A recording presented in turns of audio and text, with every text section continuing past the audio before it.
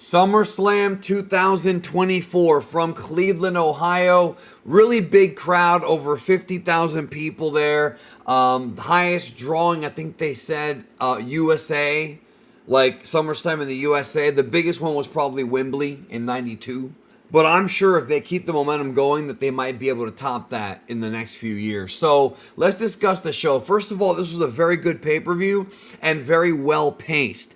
The problem with some of the last few PLEs is that they have had this thing where in between the matches, it took like forever to get to the next match. Bunch of commercials. That only happened twice on this show. And the first hour of this show completely flew by. Now, I will say this. The show was predictable.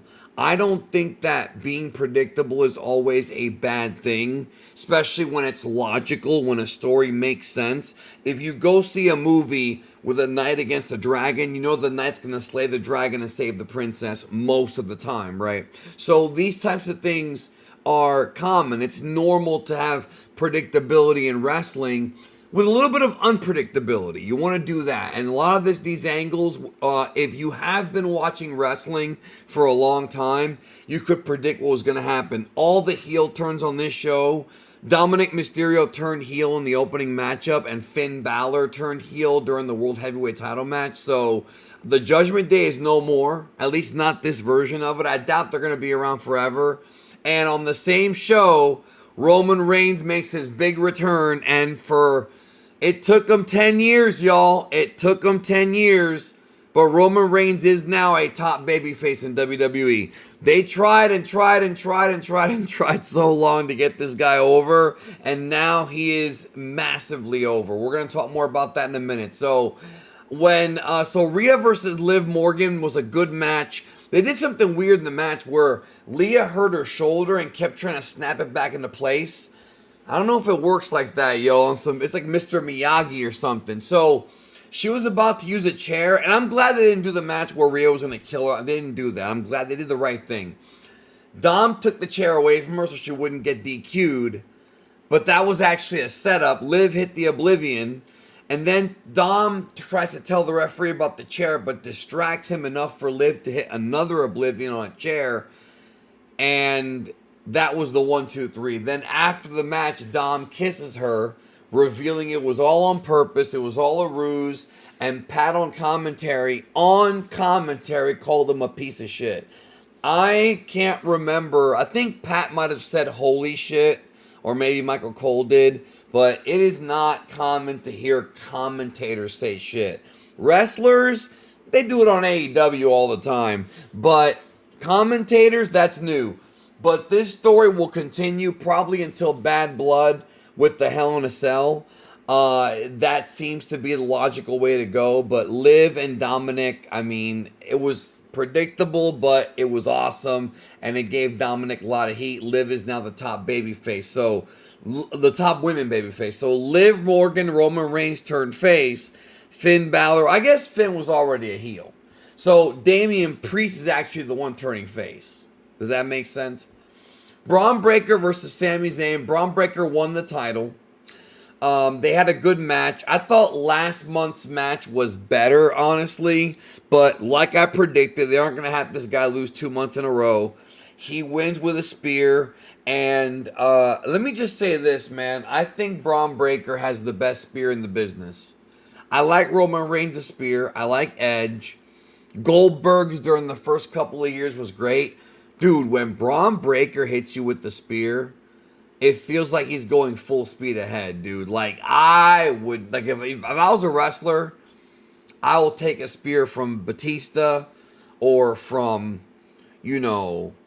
Roman even. But I don't know. I'd be a little concerned about taking one from Braun Breaker, bro. This guy, Breaker, is a fitting, kayfabe name. His real name's Bronson Steiner, which I think still sounds cool. He wins the Intercontinental title. Big victory for him. He's coronated as being a big deal. This show had a lot of coronations, man. LA Knight won the U.S. title in a match with Logan Paul. And Logan Paul was booed vociferously. Now, this is Logan Paul's hometown. And I was expecting him to get booed. But not like this. These boos came out of hatred. And I'm gonna take a guess. I'm gonna guess at this, but I think the reason as to why Logan Paul was so hated, it could be, I don't know, but it could be because of those controversial comments that he made recently about those Olympians. If you don't know what I'm talking about, just look up Logan Paul controversy Olympics 2024, and that'll tell you everything you need to know. But very controversial comments. He got a lot of nuclear heat from people for saying what he said. So that could be why. But there was a spot in this match where they went for a top rope superplex, right? This was scary because Logan Paul didn't rotate over until the very end of the move, and it looked like he almost hit the top of his head. And you have to understand, that velocity from that high up, if he would have hit the top of his head, he may have had a stinger or been paralyzed. Like, legit, that was the scariest superplex I've ever seen. Scariest, yo. So, they do some shenanigans where MGK... I don't like Machine Gun Kelly, bro. He tries to help Logan Paul win because Logan Paul uses the knucks on LA Knight. And then he tries to do the buckshot lariat, but LA Knight comes under and hits him with his finisher and gets the 1-2-3. Big coronation for LA Knight. But again, that's not the last coronation. Lots of coronations, lots of title changes on this show. Nia Jax won the WWE Women's title from Bayley. Somebody I was watching the show with said that Nia looked like a hippo. She had like gray on. I don't know, man, but I'm not saying that. But Nia Jax, they had some issues here. Nia Jax still wrestles very awkwardly. I'm sorry, but she just does. And there were parts of this match that I thought were... I don't know. Parts of this match that I thought were a bit sloppy. I'm just going to be honest. I mean, they were. Just, the way she bumps, because she's so much bigger than Bayley, is like maybe a few seconds off. Or at least it feels that way. Now, the finish was interesting. I thought there was a possibility of Tiffany cashing in the Money in the Bank. But what happened was... she came out and pretended to cash in the Money in the Bank to distract Bayley so that Nia could attack her and then hit her with 2 bonsai drops to get the title. And they revealed this was all done sort of as a setup to screw Bayley. Now, that's kind of smart to use like a fake Money in the Bank cash in. Like, that's actually smart to do, right? But... doesn't it kind of make you wonder, okay, so she helped Nia Jax win, but isn't the idea that Tiffy will eventually turn on her? Right? Isn't that where we're going to go with this? Isn't that turn going to happen? Also, I should mention that I didn't talk about it at the beginning of the show, but Jelly Roll opened the show with a performance. I have no comments on that, man. I don't know anything about Jelly Roll. Like, I know he has that one song on the radio, but I don't really listen to modern music, so I have no comment on that. Or even MGK. Like, that was... I didn't care. But yeah, the Nia Jax match against Bayley was probably the weakest match on the show. CM Punk versus Drew McIntyre with Seth Rollins as the referee. This was absolutely phenomenal. This match was worth waiting for because, first of all, I was wondering if Punk was going to get hurt. Thankfully, he didn't. At least I don't think he did. These guys wrestled a match that made perfect sense for the story they were telling. A brawl. And Seth Rollins had these sparkly, glittery pants on for the whole match. And they were very distracting. Sabu actually called them Punk called them Sabu pants, which I thought was clever. And so they went in there, right? And they had a good match. It was a brawl. It was a war of attrition. The finish, I thought, genuinely was actually kind of genius. I actually really liked this finish because it makes perfect sense with CM Punk's character and with these characters why it went the way that it did. Some people I saw didn't like the match, but why I love this match is because of the phenomenal storytelling. I don't care about all these flippy moves. Like, that's fun to watch too. But for me, my style of wrestling is the style like this, storytelling. So, what ends up happening is this. Punk hits the GTS, Rollins is out of the ring, gets back in the ring, McIntyre kicks out, Punk gets in Seth Rollins' face, Rollins screamed at him and said, "It's not about you, focus on the match. It's not always about you, asshole." So then Punk hits him with a GTS. Now, prior to that, Punk got the bracelet back that has his wife's name and his dog's name on it. But then Seth took it and put it on his wrist. And I guess that might have been what pissed Punk off. It was weird. And then Punk said, "It's not always about me, but it's never about you." Remember, Punk and Seth was the planned WrestleMania main event for at least night one before all the craziness happened with Rock. That was the plan for the World Heavyweight title match at WrestleMania. So they're still going to go back to Punk and Seth at some point. We knew that. But Punk and Drew is far from over. So Punk puts on the bracelet, so he's got it back. Drew kicks Punk in the nuts, just like Punk did to him in Scotland. Hits the Claymore. McIntyre screams at Rollins to get up and make the count, and he counts the 3.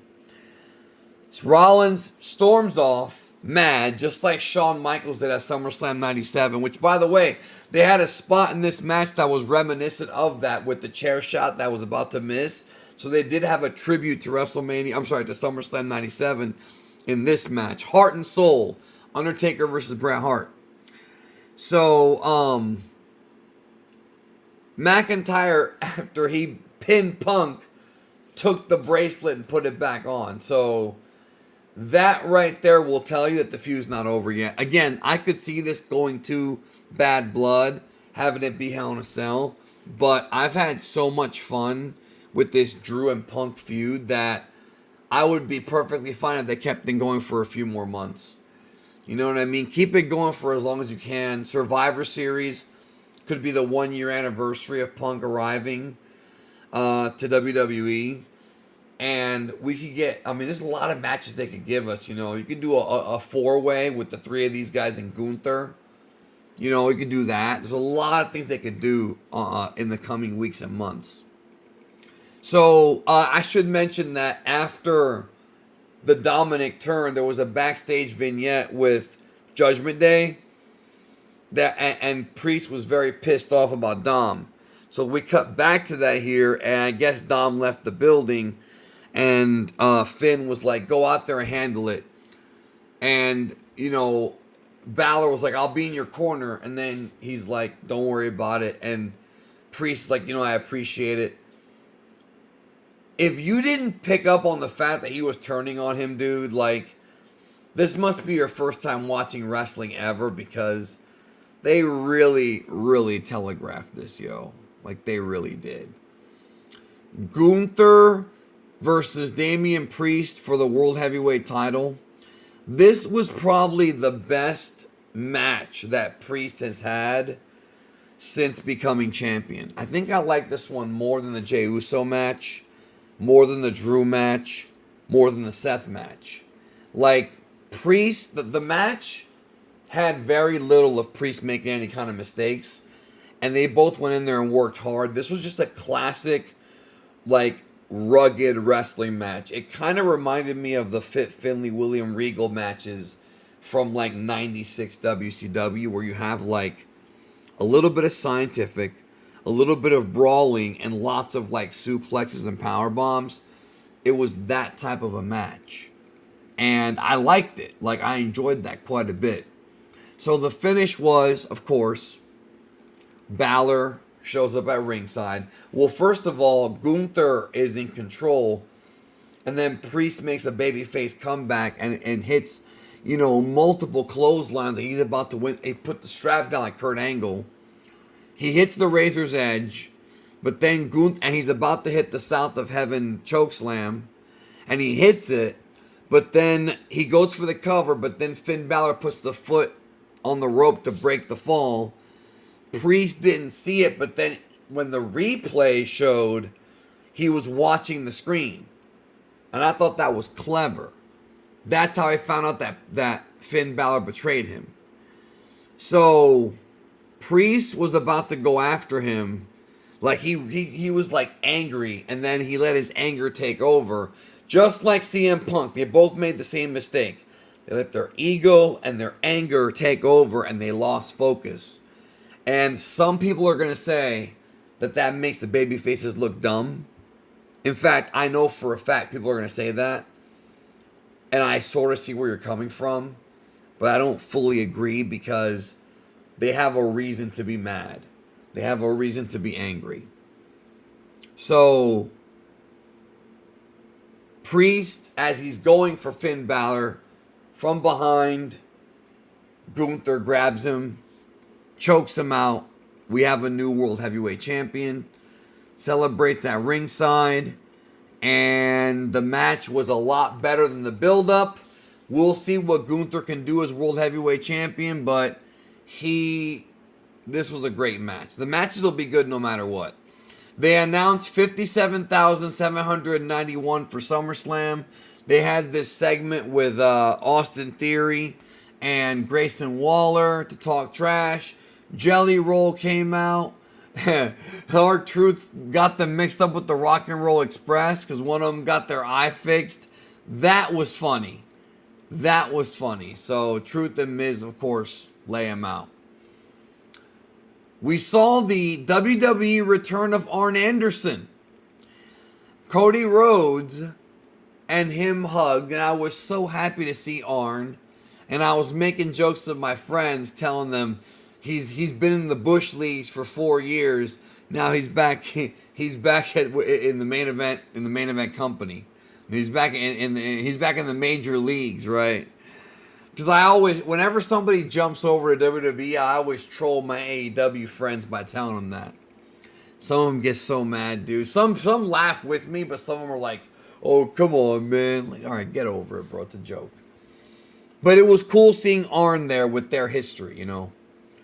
Cody Rhodes sold Sikoa for the Undisputed title. So this match, not a very good match. I'm just gonna say this: nothing against Solo. I think Solo is a great character when it comes to being an enforcer.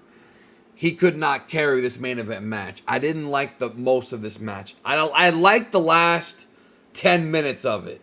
10, 15 minutes were great, but this was dull. Solo at times looked like he got lost out there. Like, genuinely, it looked like that. I could be wrong about that. Obviously, I can't read his thoughts. The match, to me, did not accentuate the positives for him. It did not make him look good. And to me, I just don't know how this guy can carry a main event match after this. Like, I feel like Jacob Fatu should be the actual leader of the new bloodline. Because there's a guy who knows how to have incredible main event matches. If you don't believe me, look up his body of work in MLW. Solo, this is not I'm not bashing Solo. Don't think that. It's just that as an enforcer, that's a better role for him. I think maybe he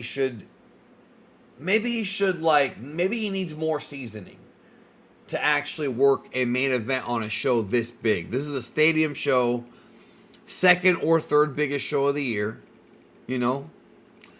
So the big shit happened near the end. The Guerrillas of Destiny came in the ring. Then out came Kevin Owens and Randy Orton to run them off. So they ran into the audience and they were both gone. Rhodes and Solo trade finishers. And then Jacob Fatu comes out and he fucking hits a moonsault. But Cody Rhodes kicks out. And he did this shit with no hands, bro. What an athlete Jacob Fatu is. Then he super kicked him. Then he put him on the announce table and did a splash off the top rope. He may have actually hurt his leg. He was selling it, but he may have actually hurt his leg. You have to understand, a man that big, Jacob Fatu is not a small man. And guys like Logan Paul, Ricochet, Will Ospreay, Swerve, they can jump off the top rope to the table fine. But Jacob Fatu is a big guy. You know what I mean? Big man. So when he does it, it's even scarier. And at this point, it seems like it's going to be the end. And what ends up happening is they set up like Cody brings a steel steps into the ring.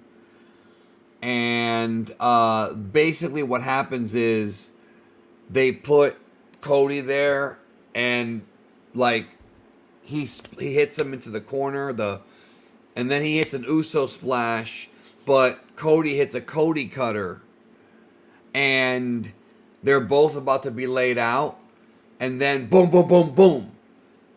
Roman Reigns comes back with new music. Remixed music. No Paul Bearer, no Jimmy Uso yet. Roman got a huge, massive pop. And we knew what was going to happen, man. They come out, and it's like, okay, who's he going to hit? Because he's got history of both of them. But he has probably earned... Cody has probably earned Roman's respect. And Solo was the one that took the bloodline from him. Beat up the Wise Man. Beat up Jimmy Uso. And basically disrespected Roman since WrestleMania. Even called him a loser. So yeah, he's taking the spear. He took it. Crossroads, 1, 2, 3. Rhodes and Reigns stare at each other. I liked it. I'm glad they didn't do the fake teaser thing where he's going to hit Cody. Like, he went right for Solo. And I think Cody was, the character of Cody was surprised. Because he thought he was done at that point. But the Bloodline Civil War will continue. Now that Sammy's not champion anymore, they might throw him in there. They got to figure out a way to do that. Jay could also join them. You've got Hikuleo and Cody Rhodes also involved in that feud. So there's a lot going on. There's a lot of possibilities they can go. Roman Reigns got a massive pop, and it was such a big pop that I think he may actually end up overshadowing Cody. But it took him 10 years, but Roman Reigns is now a top babyface in WWE. And I'm excited because he does bring that star power. He does have that aura, that charisma. And the Solo feud could be a lot of fun, man. Roman's got to get to know Jacob. He's got to get to know Tama Tonga and Tangaloa. Like, lots of interesting things going on. So, and then I assume that Cody is going to move on to probably wrestle Randy at some point, because that's going to happen at some point soon. So we still got that going. But I loved it. Really good show. Easy, almost 4-hour show to watch. Did not drag except for just a couple parts. I do think that the worst match of the show was the Nia Jax one, although the solo match for the main event, I don't think it was anywhere near as good as the Gunther Priest match. But overall, you're still going to get a good show no matter what. So, those are my thoughts. Also, I thought that Randy Orton coming out running gingerly was pretty funny. Those are my thoughts on SummerSlam 2024. What did you think in the comments? Let me know. Take care. I'll see you in the next one. And let's see where the story goes.